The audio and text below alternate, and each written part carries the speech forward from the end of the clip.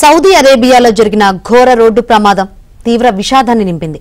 మక్కా నుంచి మదీనా వెళ్తుండగా bus tanker ఢీకొనడంతో 45 మంది మృతి చెందారు. మొత్తం 54 మంది యాత్రికులు ఈ నెల 9న మక్కాకు వెళ్లారు. ఇందులో కారులో నలుగురు వెళ్లగా నలుగురు మక్కాలో ఆగిపోయారు. ప్రమాద సమయంలో బస్సులో 46 మంది యాత్రికులున్నారు. బస్సులో నుంచి దూకి మహమ్మద్ అబ్దుల్ అనే యాత్రికుడు ప్రాణాలు దక్కించుకున్నాడు.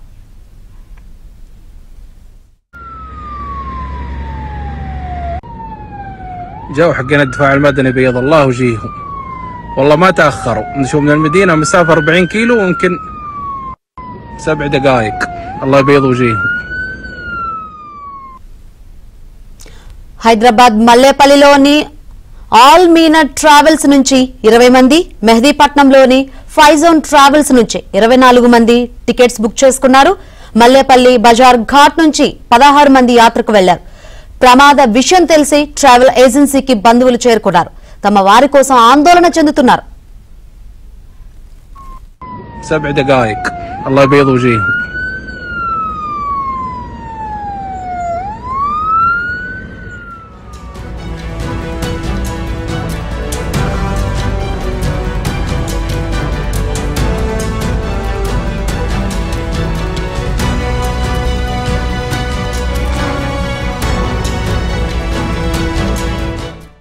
ప్రమాదం నుంచి బస్సు డ్రైవర్ తో పాటు హైదరాబాద్ కు చెందిన షోయబ్ అనే వ్యక్తి సురక్షితంగా బయటపడినట్టు తెలుస్తోంది.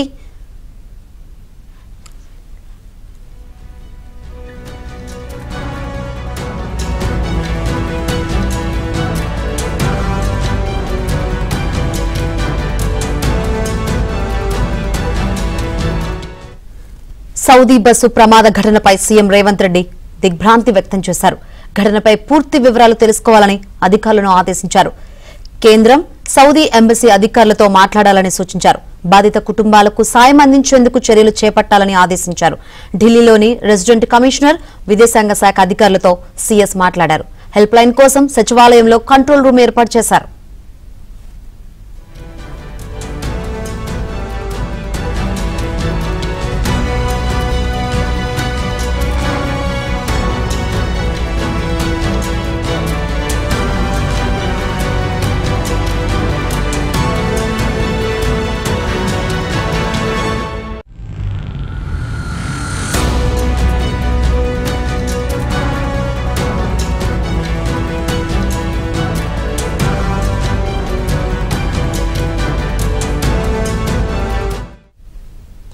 బస్సు ప్రమాదానికి సంబంధించి మరిన్ని వివరాలు అందించేందుకు మా ప్రతినిధి మణికంఠ సిద్ధంగా ఉన్నారు. మణికంఠ,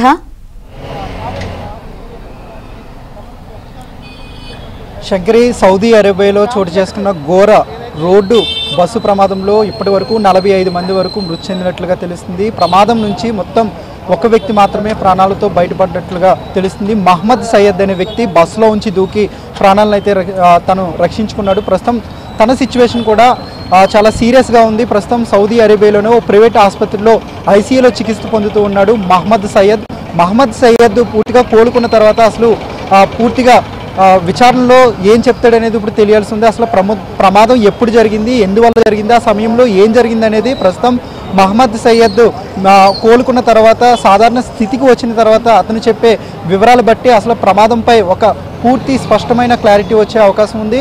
ఈ నెల 9వ తారీఖు నుంచి హైదరాబాద్కి చెందిన సుమారుగా 56 మంది వరకు మక్కాకైతే వెళ్ళారు. అక్కడ మక్కా నుంచి మదీనాకు వెళ్లే ప్రయత్నం చేశారు. మక్కాలోనే 4 వ్యక్తులు కారులో వెళ్లారు. మరో 4 అయితే మక్కాలోనే ఉండిపోయారు. ఆ మిగిలిన 46 మంది సుమారుగా బస్సులో ట్రావెల్ చేస్తుండగా ఈ ప్రమాదం చోటు చేసుకుంది. ప్రస్తుతం మనం హైదరాబాద్ నగరానికి సంబంధించి 3 ఏజెన్సీల ద్వారా వీళ్ళంతా మక్కాకు వెళ్ళినట్లుగా తెలుస్తుంది. ప్రస్తుతం రాష్ట్ర ప్రభుత్వం కూడా మృతుల యొక్క వివరాలను ఆరా తీస్తుంది. అలాగే మృతుల యొక్క బంధువుల కుటుంబ సభ్యులకు ఇప్పుడే అధికారులు చేరుకున్నారు. ఇప్పటికే వాళ్ళ దగ్గర నుంచి సమాచారాన్ని సేకరిస్తున్నారు. కొద్దిసేపటి క్రితమే నాంపల్లి ఎమ్మెల్యే కూడా చేరుకుని ప్రస్తుతం ట్రావెల్ ఏజెన్సీ వద్ద ఉన్న వివరాలను కూడా ఆరా తీసే ప్రయత్నం చేశారు. ప్రస్తుతం మల్లేపల్లిలో ఉన్న ఆల్ మీనా ట్రావెల్స్ వద్ద అయితే ఉన్నాము. చూసుకోవచ్చు, ఉదయం నుంచి ఈ ట్రావెల్స్కి సంబంధించి ఎవరూ కూడా అందుబాటులో రాని సిచ్యువేషన్ ఉంది. ఎందుకంటే మళ్ళీ తిరిగి ఏదైనా వాళ్ళు మృతుల యొక్క బంధువులు కూడా కొంత అసంతృప్తితో ఉన్నారు. ట్రావెల్ యాజమాన్యంపై కొంత దాడి చేసే అవకాశం ఉండడంతో ప్రస్తుతం పోలీసులు కూడా ఇక్కడైతే మోహరించారు. అలాగే ఇప్పటికే సంబంధించి ఈ ప్రమాదానికి సంబంధించి హైదరాబాద్ నగర సిపి కూడా సజ్జనార్ కొద్దిసేపటి క్రితమే ప్రకటన విడుదల చేశారు. మొత్తం 54 మంది ఉన్నట్లు సజ్జనార్ అయితే వెల్లడించారు. 46 మంది బస్సులో ప్రయాణం చేస్తుండగా కేవలం ఒకే వ్యక్తితో మాత్రమే ఈ బస్సు ప్రమాదం నుంచి బయటపడ్డారు. మిగిలిన 45 మంది సజీవ దహనమయ్యారు. ప్రస్తుతం మదీనాకు 25 కిలోమీటర్ల దూరంలో ఈ ప్రమాదం చోటు చేసుకుందని అధికారులు అయితే గుర్తించారు. ప్రస్తుతం రాష్ట్ర ప్రభుత్వంతో పాటు కేంద్ర ప్రభుత్వం అధికారులు ఎప్పటికప్పుడు సౌదీ అరేబియా ప్రభుత్వంతో టచ్లో ఉన్నారు. అయితే మృతదేహాలు చాలా ఎక్కువ ఈ ప్రమాదం జరిగిన సమయంలో ఎక్కువ సంఖ్యలో ప్రయాణికులు ఉండడంతో ప్రమాద స్థాయి కూడా ఎక్కువగా పెరిగింది. సో 45 మంది మృతదేహాలు చాలా దారుణంగా కాలి బూడిదయ్యాయి. సో వాళ్ళ మృతదేహాలను గుర్తించడం కూడా ప్రస్తుతం కష్టతరంగా మారింది. కొద్దిసేపటి క్రితమే హైదరాబాద్ శంషాబాద్ నుంచి మదీనాకు ఒక స్పెషల్ ఫ్లైట్ కూడా బయలుదేరింది. అందులో కొంతమంది కుటుంబ సభ్యులతో పాటు అధికారులు కూడా వెళ్ళినట్లుగా సమాచారం అందుతుంది. మరికొద్దిసేపట్లో అంటే సుమారుగా ఇక్కడి నుంచి సౌదీ అరేబియా వెళ్ళడానికి 3.5 గంటల సమయం కావస్తుంది. సో 4 గంటలు సాయంత్రం 4 గంటలకు అక్కడికి చేరుకునే అవకాశం ఉంటుంది. సో అక్కడి నుంచి పూర్తి వివరాలు అయితే ఆ సమయంలో తెలిసే అవకాశం ఉన్నట్లుగా కూడా తెలిసింది. అయితే ఎక్కువగా మృతుల్లో మల్లేపల్లితో పాటు అలాగే మెహదీపట్నం, టోలీ చౌకీ ప్రాంతవాసులుగా ఉన్నారు. ఒకే కుటుంబానికి చెందిన 7 మృతి చెందారు. ఒకే కుటుంబానికి చెందిన మరో 8 మందిలో ప్రస్తుతం మహమ్మద్ సయ్యద్ 8 మందితో తన కుటుంబ సభ్యులంతా కలిసి 8 మంది కూడా ఈ యాత్రకు వెళ్లారు. అయితే మహమ్మద్ సయ్యద్ మాత్రమే ప్రాణాలతో బయటపడ్డాడు. మిగిలిన 7 కూడా సజీవ దహనమయ్యారు. ప్రస్తుతం వాళ్ళ కుటుంబ సభ్యులు కూడా మల్లేపల్లిలో ఉన్న ఆల్మినా ట్రావెల్స్ వద్దకు అయితే చేరుకున్నారు. అలాగే అధికారుల నుంచి వాళ్ళు పూర్తి వివరాలు కూడా రాబడుతున్న సిచ్యువేషన్ కూడా కనిపిస్తూ ఉంది. ఈ ఘటన జరిగిన తర్వాత రాష్ట్ర ప్రభుత్వం పూర్తిగా చర్యలు అయితే చేపట్టింది. ప్రత్యేకంగా హెల్ప్ లైన్ అయితే ప్రారంభించింది. అలాగే కేంద్ర ప్రభుత్వంతో ఎప్పటికప్పుడు ప్రజెంట్ ఉన్న సిచ్యువేషన్ని అలాగే మృతుల యొక్క కుటుంబం యొక్క సిచ్యువేషన్ కూడా ఎప్పటికప్పుడు అందజేస్తూ ఉన్నారు. అయితే మృతదేహాలను ఇండియాకి తీసుకువస్తారా లేదంటే అక్కడే ఖననం చేస్తారా అనేది క్లారిటీ లేదు. ఎందుకంటే అక్కడ ఆ బస్సు ప్రమాదం జరిగినప్పుడు పూర్తి స్థాయిలో మృతదేహాలు కూడా చెల్లాచెదురుగా కాలి బూడిదయ్యాయి. అక్కడ ఆ మృతదేహాలను ఐడెంటిటీ గుర్తించడం కూడా చాలా కష్టతరంగా మారింది. సో ఇక్కడ వాళ్ళని అక్కడికి తీసుకువెళ్ళి డిఎన్ఏ టెస్టులు ఖచ్చితంగా నిర్వహించవలసి ఉంటుంది. ఆ డిఎన్ఏ టెస్టుల ఆధారంగానే మృతదేహాలను వాళ్ళని గుర్తించే అవకాశం ఉంది. సో డిఎన్ఏ టెస్టులు నిర్వహించడానికి అలాగే మృతదేహాల బంధువులను అక్కడికి తీసుకువెళ్ళాలా లేదంటే మృతదేహాలను ఇండియాకి తీసుకువస్తారనేది చాలా స్పష్టమైన క్లారిటీ లేదు. సో దాని మీద కూడా మృతుల కుటుంబ సభ్యులు కొంత ఆందోళన వ్యక్తం చేస్తూ ఉన్నారు.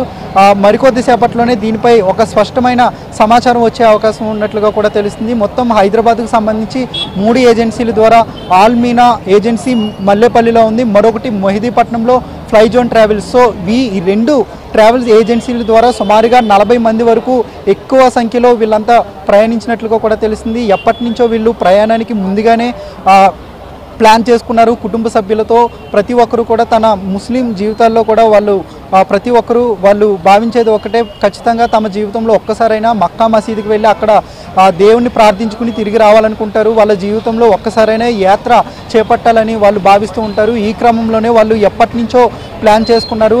ఈ నెల 9వ తారీఖున ప్రారంభమైన వాళ్ళ యాత్ర ప్రస్తుతం విషాదంగా ముగిసింది. తిరిగి ఈ నెల నవంబర్ 23వ తారీఖునే వీళ్ళంతా కూడా తిరిగి హైదరాబాద్కు చేరుకోవాల్సి ఉంది. కానీ ఈ మధ్యలోనే వాళ్ళు ఇంతటి దురదృష్ట ఘటనలో వాళ్ళైతే ప్రాణాలు కోల్పోయిన సిచ్యువేషన్ కూడా ఉంది. ప్రస్తుతం జెడ్డాలో కూడా విదేశాంగ శాఖ మంత్రి ఆధ్వర్యంలో ప్రస్తుతం అక్కడ కూడా హెల్ప్ లైన్ ఏర్పాటు చేశారు. అలాగే ఇక్కడ నుంచి కొంతమంది మృతుల యొక్క కుటుంబ సభ్యులు ప్రస్తుతం సౌదీ అరేబియాకు ప్రయాణమైనట్లు కూడా తెలుస్తుంది. ప్రస్తుతం అటు గవర్నమెంట్తో పాటు ఇండియన్ గవర్నమెంట్తో పాటు సౌదీ అరేబియా గవర్నమెంట్ 2 ప్రభుత్వాలు ప్రస్తుతం సమన్వయంతో పనిచేస్తున్న సిచ్యువేషన్ కూడా కనిపిస్తుంది. ఈ ఘటనలో పూర్తిగా మృతదేహాలు కాలిపోయాయి కాబట్టి ఆ మృతదేహాలను గుర్తించడం చాలా కష్టతరంగా మారింది. ప్రస్తుతం ఆ మృతదేహాల యొక్క బంధువుల శాంపిల్స్ను డిఎన్ఏ శాంపిల్స్ను సేకరించే పనిలో ప్రస్తుతం అధికారి ఉన్నట్లుగా కూడా తెలుస్తుంది.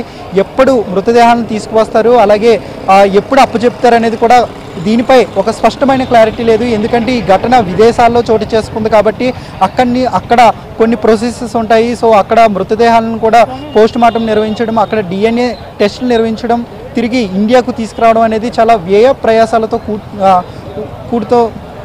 ఎక్కువగా ఖర్చుతో కూడుకున్నది, అలాగే సమయం కూడా వెచ్చించాల్సి ఉంటుంది. సో మృతదేహాలను ఇండియాకే తీసుకువస్తారా లేదంటే అక్కడే ఖననం చేస్తారా అనేది ప్రస్తుతం తెలియాల్సి ఉంది. అయితే ఈ ప్రమాదం నుంచి ఒకే ఒక్క వ్యక్తి మహమ్మద్ సయ్యద్ అయితే ప్రస్తుతం ఈ ప్రమాదం నుంచి బయటపడ్డాడు. సో ప్రస్తుతం అతని సిచ్యువేషన్ కూడా క్రిటికల్గా ఉంది. అయితే అధికారులు అతని వద్ద నుంచి సమాచారాన్ని రాబట్టుతున్నట్లుగా కొంత సమాచారం అయితే మనకు తెలుస్తూ ఉంది. ఎందుకంటే అక్కడ ప్రమాదం జరిగిన సమయంలో బస్సు వేగంగా వెళ్తూ ట్యాంకర్ని ఢీకొట్టింది. సో ఆ సమయంలోనే ప్రమాదం జరిగింది కాబట్టి అసలు అక్కడ ఓవరాల్గా అక్కడ సిచ్యువేషన్ ఏం జరిగింది అనేది ప్రస్తుతం మహమ్మద్ సయ్యద్ చెప్తేనే తెలిసే అవకాశం ఉన్నట్లుగా కూడా తెలుస్తుంది. ప్రస్తుతం సౌదీ అధికారులతో పాటు ఇండియన్ ఎంబసీ అధికారులు కూడా ప్రస్తుతం దీనిపై ముమ్మరంగా అయితే వాళ్ళు దర్యాప్తు చేస్తున్నారు. మృతుల యొక్క వివరాలను రాబట్టే ప్రయత్నంలో ఉన్నారు.